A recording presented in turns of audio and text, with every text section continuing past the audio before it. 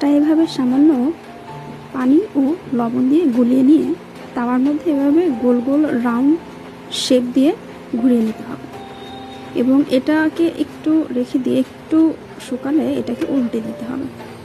উল্টে দিয়ে এটাকে বারবার এপাশ ওপাশ করে নেড়ে চেড়ে ছেঁকে নিতে হবে। ছেঁকে নিলে সুন্দর একটা ফুলকো রুটি হবে। কোনো রকম রুটি বলা এবং রুটি আটা মাখানো ছাড়াই হয়ে গেল সুন্দর ফুলকো রুটি। এভাবেই আপনারা রুটি তৈরি করে নিতে পারবেন খুবই কম সময়ের মধ্যে। রুটিগুলো দেখতে এবং খেতে দারুণ সুস্বাদু এবং নরম। এখন আমি অন্য একটি পাত্রে একটু ঘি দিয়ে একটা ডিম পোচ করে নিব।